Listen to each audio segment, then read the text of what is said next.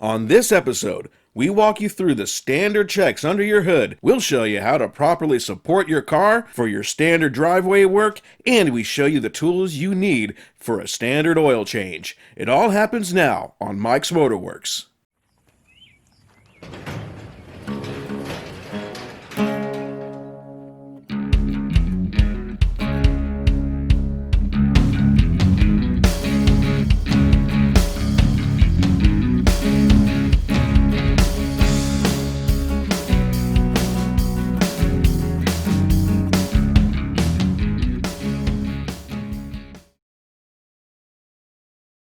All right, so yes, we got the truck on the rack here, and we're going to put it on the rack for our oil change. Does that mean that you watch this video and say, oh man, they have a rack, I don't have a rack, this doesn't apply to me? Well, no, because we're going to show you also how to properly lift and support your vehicle on your driveway so that you can get under your vehicle and do your oil change yourself, right? But for our convenience sake and for filming, putting it on the rack just made for better footage. This is Little John's CarQuest shop vehicle, used for delivery, so on and so forth. It is a front-wheel drive Chevy vehicle, and this gives us an excellent opportunity to show you how to do a basic lift as far as lifting the vehicle to do service to it, whether that service is an oil change in your driveway, you're doing brakes, so on and so forth. If you need to get under the vehicle, we're going to show you how to lift the front of the vehicle, and these same concepts still apply for the rear, etc. So let's take a look at what's going on.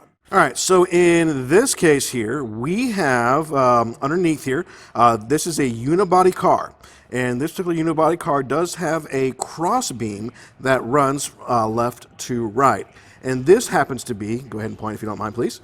This happens to be a great lifting point for this application. Now understand that each car might be different, but because of this application, this is a good spot to do this.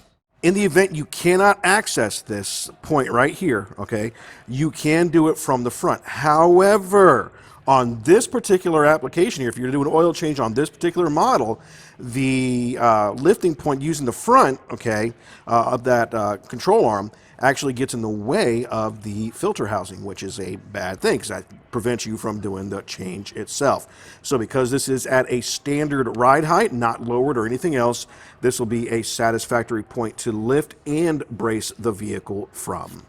Now, there are exceptions to lifting on the seam, that weld or that pinch seam.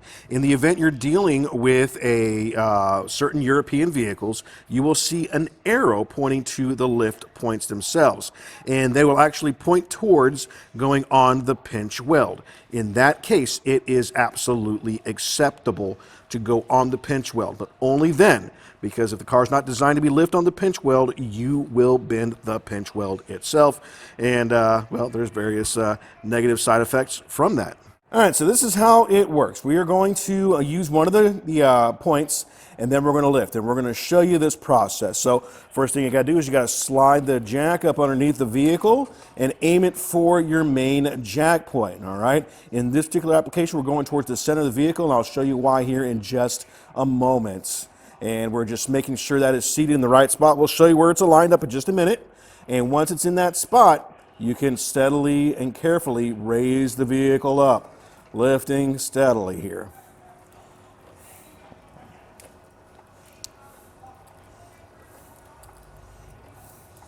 All right, let's take a moment to show you where he is lifting from, again, on this particular application. Now you'll note here where he is lifting from, and I'm sorry about the steadiness of the camera here, is the center point, not on that unibody cross brace, but that center point. And the reason we went with that location is so that gives us an easier place to put the jack stand up itself, right? And support the vehicle. Now remember, we're going to support the vehicle with the jack stand, not the jack, because I trust an immovable item as opposed to a hydraulic item.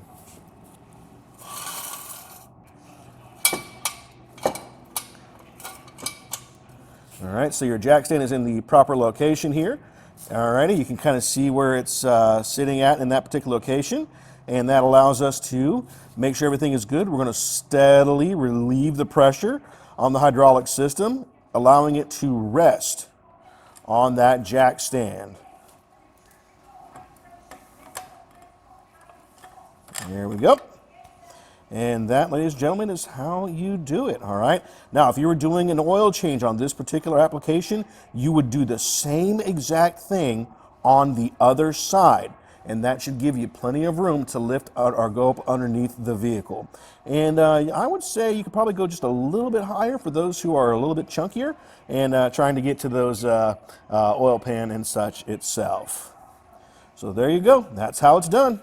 All right, since you have your vehicle set for the oil change, it's a good opportunity to check out some basic things underneath your hood. That includes your filter, your air filter. That includes your brake fluid to make sure that you're topped off. And if you have a unsealed, or in other words, you could check the fluid levels on your transmission, you could check that as well. Ours happens to be sealed, so we can't check that. But hey, we're still going to check out what we can anyways. All right, first thing we're going to check out here is our brake fluid here. And as you can see here, I don't know if you can see it on the camera or not, but my high level is right there. My low level is just under the little seal there where it combines the first half and the top half and the bottom half, right?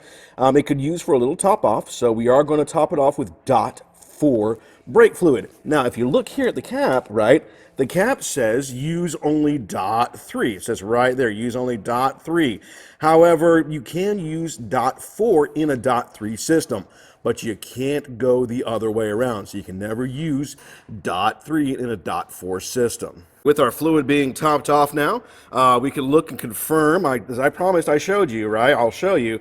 You can see right here that we use a SAE 5W30 inside this particular vehicle. And because it's a newer one, we're going to go ahead and run synthetic because that's what's recommended by Toyota. And Toyota's been recommending synthetic oil in their vehicles for quite a while now. All right, next thing we're going to check out is our air filter, which is on this side of the vehicle. Obviously, my application is going to be different than your application, but it's always a good idea to check out that air filter. So I'm going to yank that thing off, and we'll go ahead and take a look and see what condition it is in. So looking at my filter, I could see here that there's not a lot of dirt on here. There is some dirt on there, right? You're going to get that.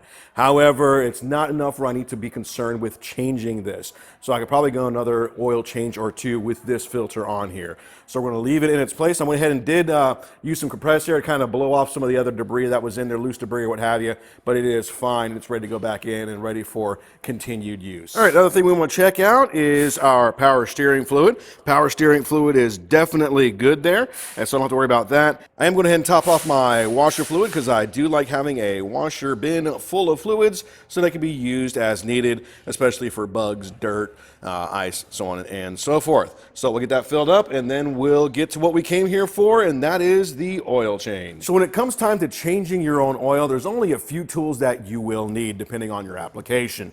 Now, if you're using a standard cartridge filter like we're dealing with here, then all you need is a standard wrench to pull those things off. Now, the wrenches come like this, where they're like a set of pliers. This is an oil filter pliers, okay? And of course, it fits different sizes, just like standard slip joint pliers are from your home toolbox, right? Or you'll also see the kind that has like a ring on it, and it's pressurized. You just kind of put it around the filter itself and pull. Both of those are fine for removing the filter. For putting them on there, not so much. Right. Now, if you have a cartridge style filter, you're going to be dealing with one of several different ways to get that filter cap off, okay, or that cap housing off. One way is the typical Toyota or GM cap with the nut on it, all right? This is just for the GMs, but there might be different sizes. But basically, you'll see the little filter cap, you pull that off, and boom, there you go, all right? The other way is with a specialty tool maybe that GM has, or this one for a Toyota for certain applications, all right? And as you can see here, has a little nut on the top, right? And you just simply put the filter in place, and then you pull off the filter itself, right? Now, you want to be really careful when dealing with a cartridge style filter because that cap of the housing is pressurized. So if you crack it, that means you have to replace it, and when the system pressurizes, you're going to get oil going everywhere, right? So you want to be cautious in that regard. Now, to take the oil drain plug off, all you need is a standard wrench, and of course, to help keep things clean, we use here at Little John's and at Grady's Automotive Brake parts cleaner, okay, because that's really good for removing oil, making sure that the system is clean when you get done with it, because you are going to be dealing with the oil and it's going to be squirting everywhere, and you want to clean that bolt, so on and so forth, and a good set of shop rags.